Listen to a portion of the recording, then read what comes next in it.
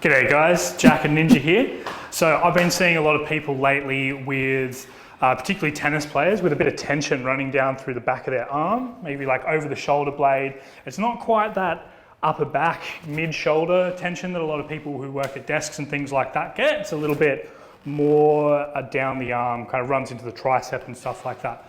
So I've found a couple of really effective ways to work with this. Sometimes it's a little bit a matter of hunting down specifically which muscles are involved. But I'm going to show you guys how I unpick this for people and get them back and get that stroke through with their tennis swing really nice. So let's jump on in on Ninja. So bring the camera over here for a sec, Leo. So where I tend to work with this is I tend to start up here over the top of the shoulder blade. So you've got the spine of the scapula here, and just below it, you've got this muscle called Infraspinatus, which is part of your rotator cuff. Helps keep your shoulder in place, do all these kinds of movements. That's where I'm going to start, and I'm going to work down through the posterior deltoid, probably catching a little bit of the teres muscles here and a little bit of that lat insertion. And all the way, I'm going to start by going all the way down through Ninja's tricep as well. And as we do that, I'm going to keep it relatively light, and we're just going to make sure we've got some really good contact and are really following that line. So I want to anchor my pisiform, which is this part of your hand that we normally use. That little bone on the ulnar side of your hand. And I want to really anchor that underneath Ninja's scapular spine. Can you feel that there, Ninja? How's that connection feeling? Yeah, good. Yeah, I'm comfortable, man. But I can sense the connection, and the pace is good. Great. So yeah, cool. It's important, isn't it? It is, man. Yeah, and especially when we're working over the top of the scapula as well, because a lot of people do, like, even if you don't feel like there's anything going on through here, because when you're doing these kinds of movements, you are really relying on your shoulder girdle. And this scapulothoracic, what we call the scapulothoracic joint, where your shoulder blade sits on top of your rib cage, it's not actually it's not actually a true joint. It's just held in by different muscles. There's no like kind of ligament articulation or anything like that. You get it literally every other joint in the body, which gives your shoulder girdle like the amazing range of movement that it does, but it also can feel pretty intense if you're kind of trying to force that through positions that it's not really comfortable with or that feel kind of jammed. And it's also really important, like possibly even more important than a lot of other joints, that all of those muscles can fire appropriately and in synchronization to really make sure that movement is all in there. So we're just crossing over now. I'm trying to stay connected to, I guess I'm on a bit of the posterior aspect of the acromion process here now. So I'm trying to follow this line. I'm trying to keep that contact with the bone of, with Ninja's scapular bone there. And we're just gonna trace that down through the posterior delt. You'll feel, if you're doing this, you'll feel as you move off the scapula into more of this kind of fleshy area where there's a bit more muscle there. And you want to transition that around and along into the tricep. Make sure you're really getting into these bellies that run down here. You also want to pay attention as well to what's happening for the person you're working with, because you can get a little bit of like neural sensation going on here as well. So you've got all of the nerves that run down into your arm. Some of them come through to the front, obviously, to do your biceps and stuff like that. But another part, the ulnar nerve, runs down the back through the tricep. And you want to make sure you're not getting too many super strong neural sensations or anything that's really uncomfortable. How are you going there, Ninja? Still feeling okay? Yeah, it feels really good, man. Good Great. Connection. Awesome. There was some bits through the teres. Up through there. Feeling those really well, but this is a really good connection in the tricep. Yeah, great. And that's really good feedback. That's what we want to be looking for, like where exactly it feels like in this line things are really lighting up. We do want to make sure that we're maintaining this line all the way through as well. We want to come all the way down to the olecranon process, to the elbow, right at the elbow. We want to really maintain that connection and get that really deep myofascial stretch. Because this is part of what's going to help to loosen up this whole complex as well and get that particularly the follow through on those serves and on those big hits to really open up and be able to maximize your range as well. There we go. So since Ninja's said that he's got a little bit going on in the teres, so those are these little muscles just behind, just on the outside of the scapula. So again, we've got Ninja's scapula here. This is the scapular spine. There's a little bit more up there. So we've got his scapula here. What we want to be looking at now is actually this border through here, this lateral border of the scapula. And if you poke in here, even if you have a go on yourself, if you have a bit of a poke in there, you'll probably feel some tender spots, or you might be able to feel some bunched up muscles. You also might not feel a whole lot, but you can feel where the edge of your scapula is. That's where we're working, and that's what we're looking for, right? We don't want to be down on the rib cage. We don't want to be up on top of the belly, although there's probably going to be some good stuff in there as well. To get the teres, we really want to hook into the actual lateral edge of the scapula itself. This is a good one to crack your thumbs out with as well, because that way you can be nice and precise. It feels good. Yeah, connection's good there, man. Yeah. I was a bit worried before you went into it, but you're doing it with care. Oh yeah, you want to be. So we just rolled over a little bit there. I'm going to pick that back up again and make sure we maintain that connection. As this can be, especially if there's a lot going on here, if things are feeling really jacked up or really tight, this can be a really, really sensitive area to work on. It can feel pretty intense. Are you feeling that like just on the spot, Ninja, or is it radiating down the arm at all? Or Mostly on the spot. Yeah. There is times when I feel a bit of a sensation. Yeah, maybe back towards my neck, even up into here? Yeah. Yeah, there you go. A little bit up there, and a bit, still a little bit of awareness down towards the elbow as well, inside. Yeah, there you go. So yeah, one of those areas that refers in a lot of different directions. I don't know if you can catch that, Leo, but there's a little bit of flickering going on in here every now and again, which is where that muscle runs. So these teres muscles actually connect up and onto the humerus, onto the arm bone. It's probably not going to do it now that you're watching, but that's all right. And we're just going to really slowly work our way through that. Just hunting out any of those really dense spots. And just moving nice and slowly there so it doesn't jump around on us as well. These muscles are actually quite thin anyway. They're very powerful, but they're quite small muscles, quite thin bellies, and we don't want to be flicking over them and losing that connection in the process. It can feel pretty jarring as well if you are doing a lot of that while you're working through here. And we want Ninja to feel nice and relaxed, to feel like we've got him, feel like his shoulder's not going to go anywhere, and give those muscles time to really open up. You also don't want to be slipping off into anyone's armpit and stabbing away in there or anything like that.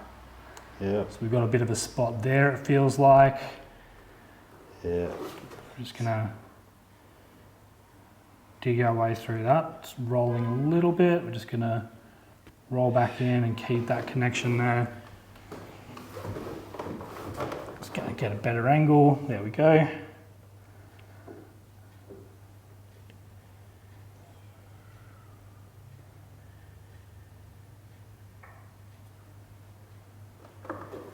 What I might even get you to do, Ninj, just to show like how we might, kind of work with this in a more dynamic way. Yep. Just from where you are, just leaving your upper arm as relaxed as you can. Yeah, just getting some elbow movements through there. Yeah, that's great. So I can start to feel how the shoulder complex is actually working together from this position as well. How's that feeling, man? Yeah, good, man. It's gone past some intense stuff, so it's good. Chilling out a little bit now? It's good to be through it, yeah. Yeah, great. Yeah, it's probably more coming up, but yeah, for now I'm good. Yeah, great. So we're almost off the actual scapula itself at this point. We're pretty much right at the top there.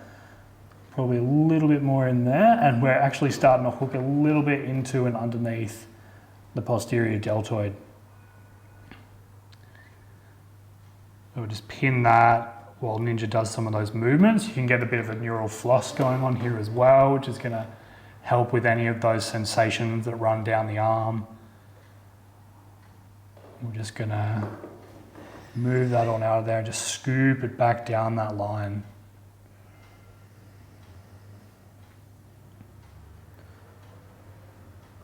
There we go. Another thing we might do from here is maybe get some knuckles. You can just bring your arm back up there again, Ninja. That's all right. Throw some stuff around, you know, just whatever works. Make a bit of a mess. Yeah. And we're just gonna sink in with the knuckles. I'm not gonna go onto Ninja's scapula here though. I'm just gonna get these, like there's like pinky and ring knuckles, and I'm just gonna land them just on this, like this outer edge of Ninja's acromion process. And I'm just gonna sink in there, and this time I'm really just targeting the posterior deltoid and the tricep, and that's all I wanna go for here. I don't wanna be trying to smash his shoulder blade into his ribs or push it up his back or anything like that. This one's more about getting a bit of traction and really dragging this chain down, creating a bit more of that length, getting things to open up so that, again, that movement can be nice and smooth and you can bring it all the way across your body nice and easily.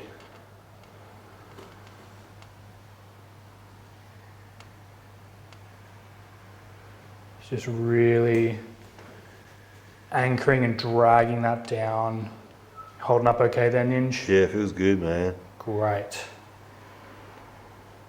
And again, we're just going to bring this all the way down to the elbow. I'm just going to speed it up a little bit for the video, but not too much. I don't want to, you know, do Ninja a mischief in the process. I can actually feel like a little bit there. So this is where we get the third head of the tricep starting to originate as well. So you want to be careful, yeah, about halfway down. Make sure that when you get to this one, you're really giving it some love as well. You don't want to neglect it. So you've got a couple of tricep heads coming off from inside and around the shoulder complex itself. But the third head actually comes off the humerus. So we want to just really connect in with that as well. Take a moment, connect with those deep tendons as we work our way down through here. Really scoop and drag all of that down.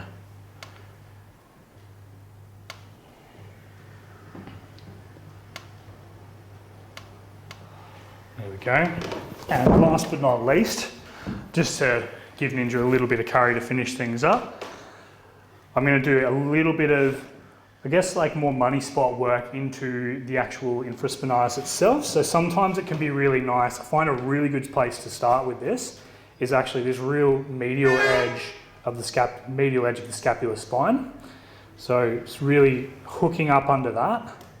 Tends to have some real gold in it. And then there's a couple of ways you can go from here. If that's really lighting up, and people will probably tell you if that's the spot, you can just land on that and really take your time to dig that out. You go on there, Ninja? Yeah, a bit in there, but I'm right. Yeah, so a bit going on there for Ninja as well. So you can either just land on that and really just work that, just pin it down, follow wherever the resistance is taking you, or you can trace a bit more deeply like we did with the pisiform just before. You can trace along that and underneath, like really scoop underneath that scapular spine. Like so. And just follow that all the way along as well, just catching any bits that light up as you do. You might even go for a bit more of like a mid-belly. Whoa, this is going to have a bit in it, I reckon. Boom, straight away, right? Yeah, yeah. A little bit more of like the mid-belly. And this is a good one as well, because you get a lot of this, there's still a lot of tendinous attachment here as well. Even though you're in the middle of the belly, it's really, you know, this muscle kind of sits inside and on top of the posterior scapula, and so you can really get a lot of good stuff out of here as well. Whoa. Those attachments are all very, very close to the surface here. Yeah.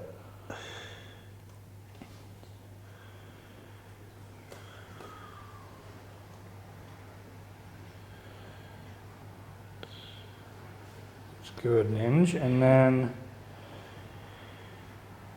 I'd probably do a little bit more work on that for Ninja if we were treating, but for the sake of just moving along, the last little place that I would really recommend having a bit of an explore here is actually right down at the bottom. So right at this inferior angle of the scapula, because this is where you get the lats. The lats actually run up from the lower back here and they wrap up onto the arm, but there's often, it's not in everybody, but in a lot of people that we have this little attachment onto the inferior angle of the scapula. And so you can get some really good stuff out of that as well. Just sinking in and seeing if there's anything going on in there. Right down the bottom.